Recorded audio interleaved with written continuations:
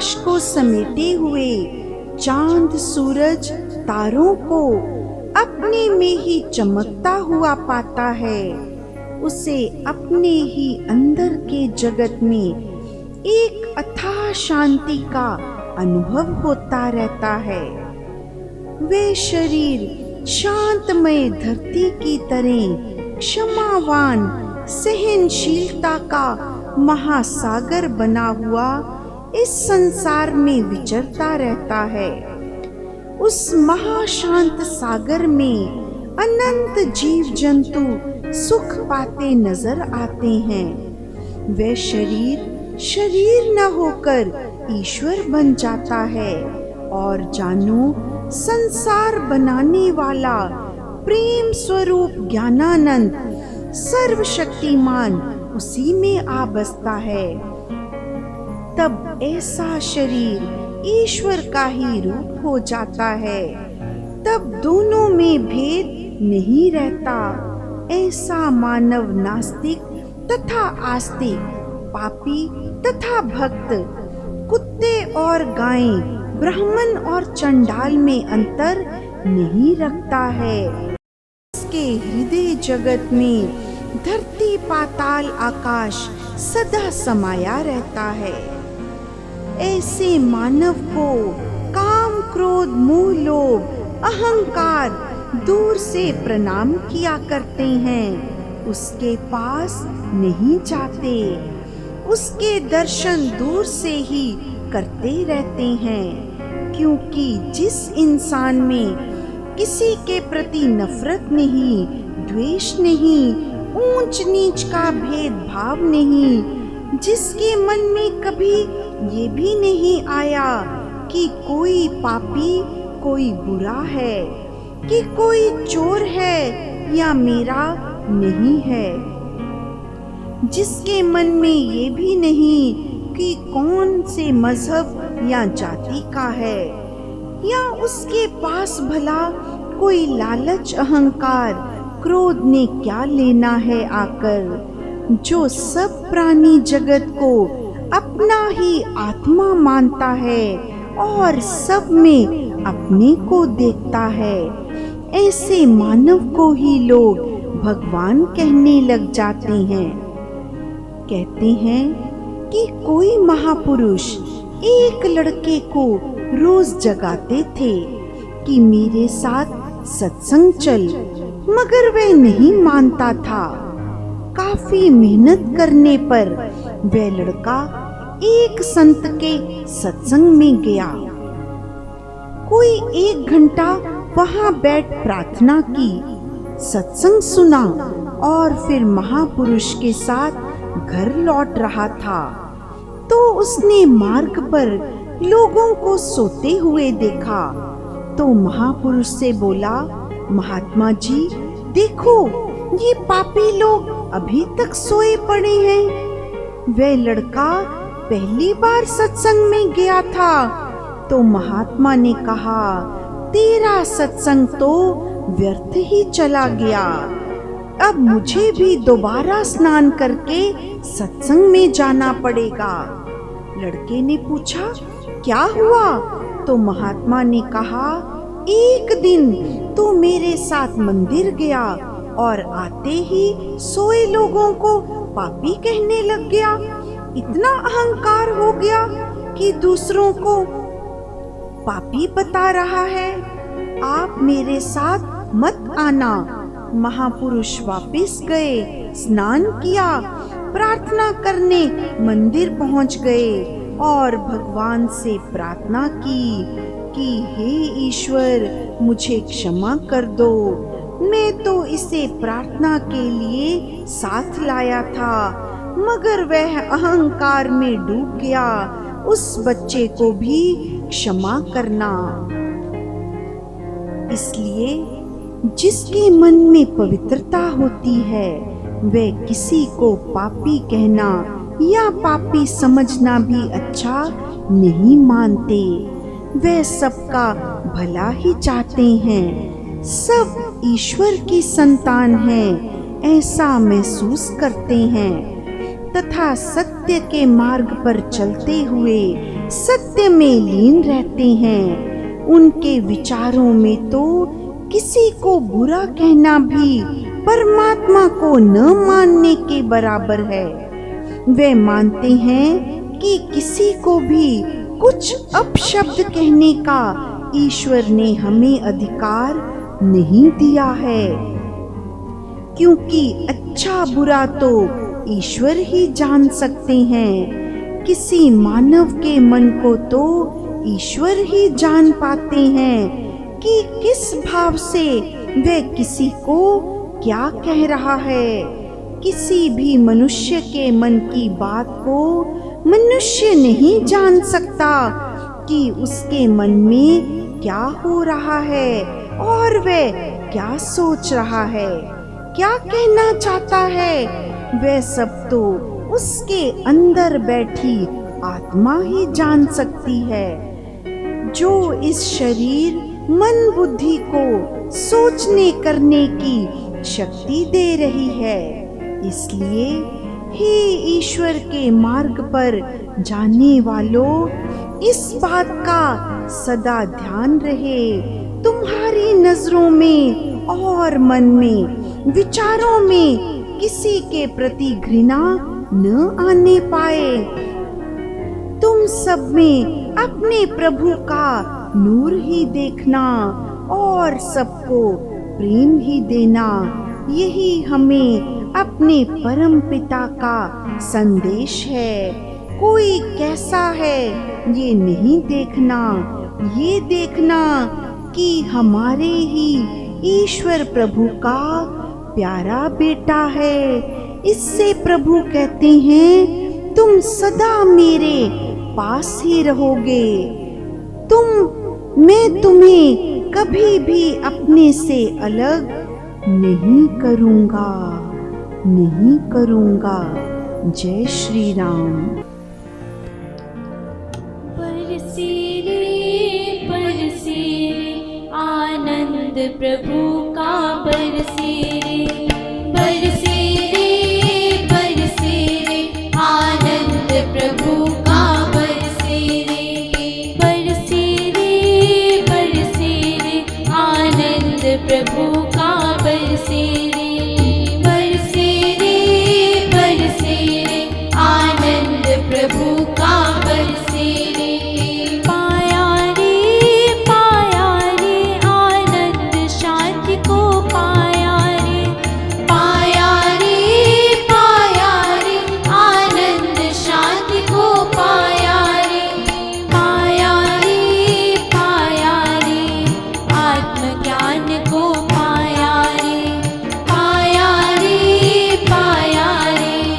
आत्मज्ञान को, पाया रे। बरसे आनंद प्रभु का, बरसे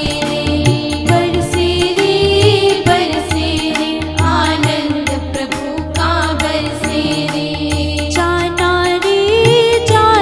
रे आत्मा अपना, जाना रे आत्मा अपना, जाना रे पहचाना रे अपना आप पहचाना रे अपना आप पहचाना रे। बरसे आनंद प्रभु का, बरसे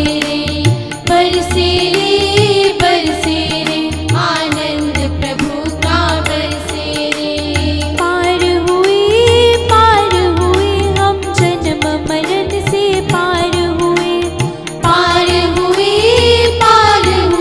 हम जन्म मरण से, पार हुए आए रे सतगुरु शरण में, आए रे सतगुरु शरण में, आए रे। बरसे आनंद प्रभु का, बरसे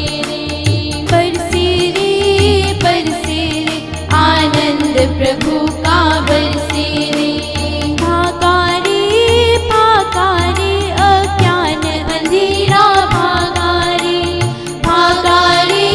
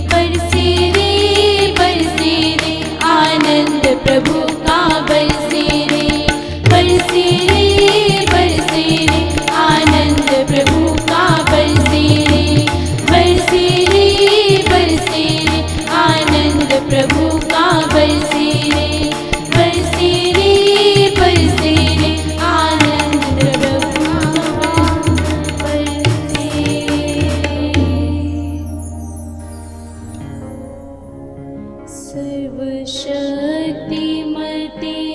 परमात्मने श्रीरामाय नमः। सर्वशक्तिमते परमात्मने श्रीरामाय नमः। सर्वशक्तिमते परमात्मने श्रीरामाय नमः। सर्वशक्तिमते परमात्मने श्रीरामाय नमः। सर्वशक्तिमते परमात्मने श्रीरामाय नमः। हमारे देश के हर छोटे बड़े शहर में एक दृश्य बहुत आम दिखने को मिलता है। जब हमारी गाड़ी किसी बड़े चौक में रेड लाइट पर रुकती है तो बहुत से बच्चे, जवान, बूढ़े भीख मांगने के लिए भागकर गाड़ी के पास आते हैं। उसमें से आजकल कुछ लोगों के हाथ में बेचने के लिए कुछ सामान होता है जो वे सब लोगों से खरीदने का अनुरोध करते हैं। हम में से कई लोग उन भीख मांगने वालों को कुछ रुपए देकर स्वयं को दानी अनुभव करते हैं, परंतु उनसे सामान खरीदने में हिचकिचाते हैं। निष्काम आपसे पूछना चाहती है कि दोनों में से कौन सा दान उत्तम है? वह जो आपने भीख के रूप में दिया और उसे सदा के लिए भिखारी बनाया, या जो आपने उस बच्चे का सामान खरीद कर दिया जो मेहनत कर रहा है? जरा सोचें, यदि हम सब ऐसे लोगों से सामान खरीदेंगे तो जल्द ही हमारा सभ्य समाज इस दृश्य से मुक्त हो जाएगा। एक गरीब और मजबूर बाप, आंखों में एक गहरी चिंता है जवान बेटी की शादी की, मजबूरी है गरीबी। स्वामी निष्काम कहते हैं, भाई तू चिंता मत कर, ये हमारी भी बेटी है। जब आप लोग अपनी बेटियों की शादियों पर लाखों रुपया खर्च करते हैं तो उसमें से कुछ पैसे बचाकर एक जरूरतमंद बेटी की शादी जरूर करें। परमात्मा का आशीर्वाद आपके बच्चों पर बरसेगा। ये है स्वामी निष्काम जी द्वारा की जा रही जरूरतमंद बेटियों की सामूहिक शादियां उत्तर प्रदेश के गोरखपुर जिले के खजूरिया गांव में निष्काम सेवा आश्रम द्वारा समय समय पर ऐसी जरूरतमंद बेटियों की शादियां की जाती हैं। आप भी अपना सहयोग इसमें दे सकते हैं। आज से 40 साल पहले निष्काम ने देखा कि जब बेटी पैदा होती है तो कहते हैं कि लक्ष्मी आई है, परंतु सिर झुका लेते थे। घर में वो खुशियां नहीं मनाई जाती, बेटी को बोझ समझा जाता है। जब स्वामी निष्काम जी ने सोचा कि इन बेटियों को आत्मनिर्भर बनाया जाना चाहिए ताकि ये किसी पर बोझ ना बने, आज निष्काम द्वारा कई कंप्यूटर सेंटर, सिलाई, beautician centre, fashion designing institute चलाए जा रहे हैं। आज 50,000 से ज़्यादा बेटियों ने सिखलाई लेकर अपने पिता पति के साथ कंधे से कंधा मिलाकर अपने परिवार चला रही हैं। ये फैशन डिज़ाइनर के स्टूडेंट्स द्वारा बनाई गई डिज़ाइनर ड्रेसेस हैं, ब्लॉक पेंटिंग। आज कई लड़कियां ट्रेनिंग लेकर अपने बुटीक चला रही हैं। जो सपना निष्काम ने 40 वर्ष पहले देखा था उसे पूरा होते देख बहुत खुशी होती है।